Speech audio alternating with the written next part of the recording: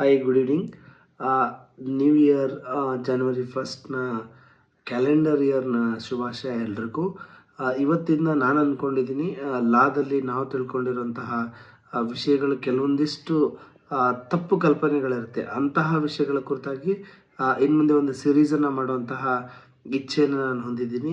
So ಅದರ ಒಂದು ಮೊದಲ ವಿಡಿಯೋ ಏನಪ್ಪ ಅಂತ ಹೇಳಿದರೆ, ನಮಗೆ ಬಹಳಷ್ಟು ಜನರಿಗೆ theft, extortion, robbery and dacoity ಅಂದರೆ ಈ ಮೂರೂ ಕೂಡ ನಮ್ಮ ವಸ್ತುಗಳನ್ನ ಯಾರೋ ತಗೊಂಡು ಹೋಗೋದು ಒಂದೇ ಥರದ ಪ್ರಕ್ರಿಯೆ ಅಂತ ಅಂದ್ಕೊಳ್ತಾರೆ. ಆದರೆ ಕಾನೂನಿನ ಭಾಷೆಯಲ್ಲಿ ಇವು ಮೂರೂ ಕೂಡ ಬೇರೆ ಬೇರೆ ಆಗಿರುವಂತಹ ಕ್ರಿಯೆಗಳಂತ ಕನ್ಸಿಡರ್ ಆಗುತ್ತೆ.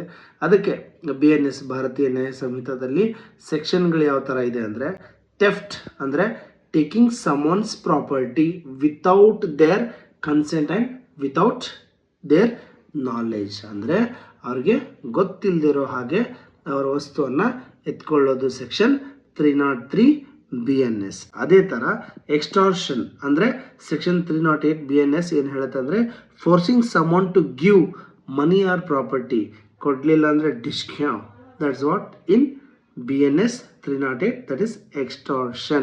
And the next one is the robbery, section 309 BNS, when theft or extortion is done using fear or violence. ಅಂದರೆ ಅವರಿಗೆ ಭಯ ಅಥವಾ ಜೀವ ಭಯ ಅಥವಾ ಇನ್ಯಾವುದಾದ್ರೂ ಭಯವನ್ನು ಹುಟ್ಟಿಸಿ ಅವರ ವಸ್ತುಗಳನ್ನು ಕಿತ್ತುಕೊಳ್ಳುವಂಥದ್ದು, ಕಳ್ಳತನ ಮಾಡುವಂಥದ್ದು ಏನಾಗುತ್ತೆ ಅಂದರೆ ರಾಬರಿ ಆಗತ್ತೆ.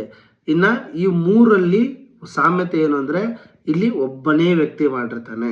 ಆದರೆ when it come to the part of dacoity, section 310 BNS, robbery committed by 5 or more people together, 5ಕ್ಕಿಂತ ಹೆಚ್ಚು ಅಥವಾ 5 ಅಥವಾ 5ಕ್ಕಿಂತ ಹೆಚ್ಚಿನ ಜನ ಸೇರಿ ಕಳ್ಳತನ ಮಾಡೋದನ್ನು ನಾವೇನಂತ ಕರಿತೀವಿ, ಎಕ್ಸ್ಟಾರ್ಷನ್, ರಾಬರಿ ಅಥವಾ ಎರಡೂ ಟುಗೆದರ್ ಮಾಡೋದನ್ನು ನಾವೇನಂತ ಕರಿತೀವಿ, ಡಕಾಯಿಟಿ ಅಂತ ಕರಿತೀವಿ.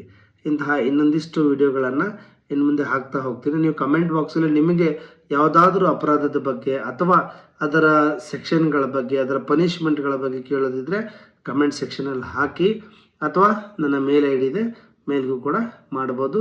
ನಮಸ್ಕಾರ.